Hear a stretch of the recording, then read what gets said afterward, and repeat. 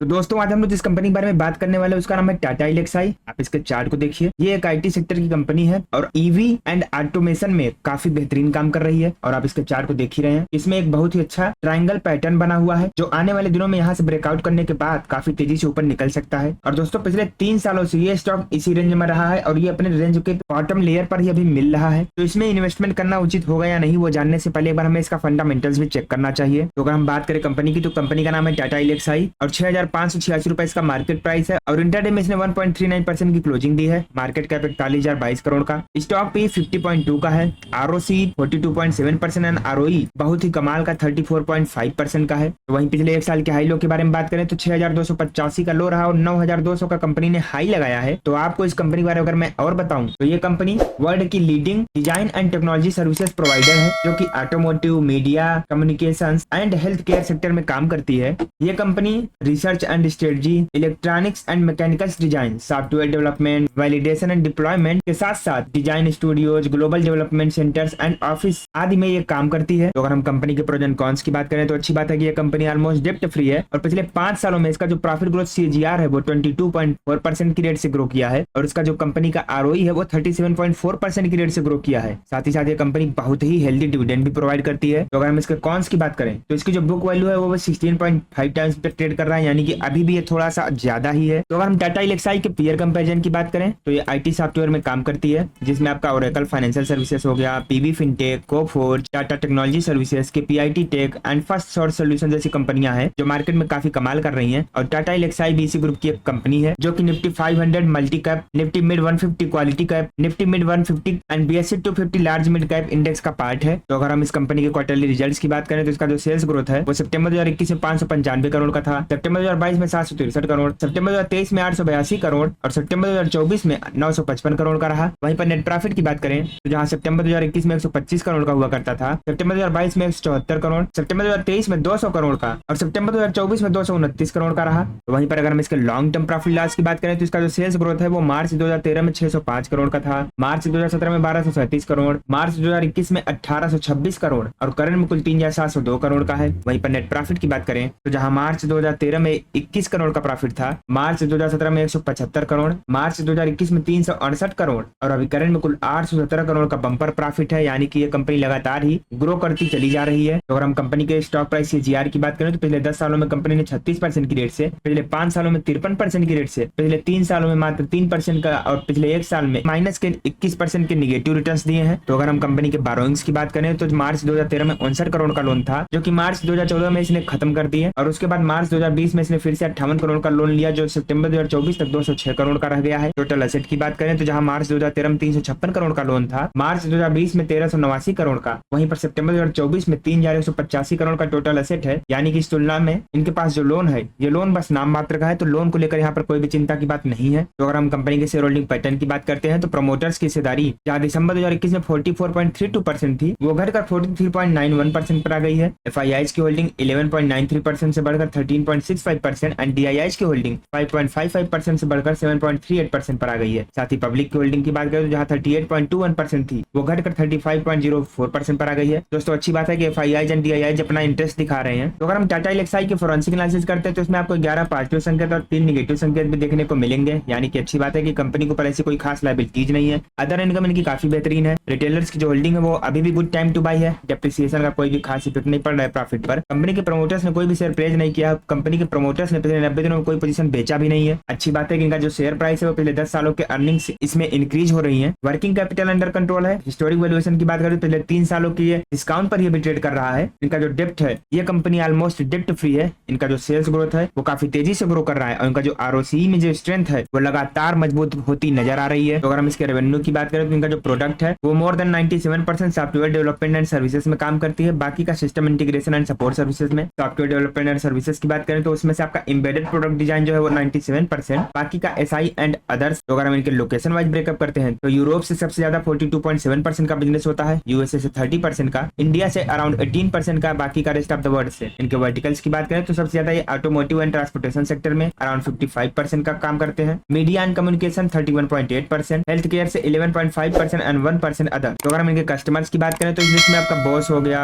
SML, Isuzu, Tata Motors, Ford, Hyundai, Nissan, Panasonic जैसी ऐसी कंपनियां हैं जो कि इनके कस्टमर्स हैं। दोस्तों हम लोग वापस से इसके चार्ट पर आ चुके हैं। चार्ट आप देखेंगे तो अगर मैं पीछे दिखा दूं तो आपको देखने को मिलेगा कि इसमें जो तेजी है वो 2014-15 से ही लगातार ऊपर बढ़ रहा है और इसमें जो रफ्तार पकड़ी वो कोविड-19 के बाद इसमें बम्पर रैली देखने को मिली और उसके बाद ये एक रेंज में ही कंसोलिडेट करता रहा है। लेकिन अच्छी बात है कि अब यहाँ पर इसने फेक ब्रेकआउट दिया नीचे की ओर और यहाँ से इसने ब्रेकआउट नीचे की ओर क्लोज नहीं किया बल्कि दोबारा से ये ऊपर निकलने को तैयार हो रहा है। दोस्तों यहाँ पर एक बहुत ही अच्छा मौका है, तो अगर आप चाहें तो यहाँ से आप पकड़ सकते हैं। वैसे जो क्लियर ब्रेकआउट होगा वो इसके ऊपर निकलेगा। इसके ऊपर अगर कोई कैंडल ब्रेकआउट करती है और वहां से प्राइस एक्शन बना के दोबारा ऊपर निकलती है, फिर उसके बाद आप यहाँ से बाई कर सकते हैं और इसका जो पहला टारगेट होगा वो कम से कम 10,500 का लेवल और उसके बाद वहां से फिर से जो लेवल होंगे हम आगे फिर से चर्चा कर लेंगे। तो दोस्तों अगर आपके पोर्टफोलियो में ये स्टॉक है और अगर अभी तक आपने इसे रखा हुआ है तो बेचने की जल्दबाजी मत करिए, क्योंकि अब इसका समय आ गया है ऊपर जाने के लिए। तो आप इसको बेचने की हड़बड़ी मत करिए और अगर आपके पोर्टफोलियो में इसका शेयर नहीं है और आप इसे बाई करना चाहते हैं, एक बार अपनी रिसर्च खुद कर लीजिए।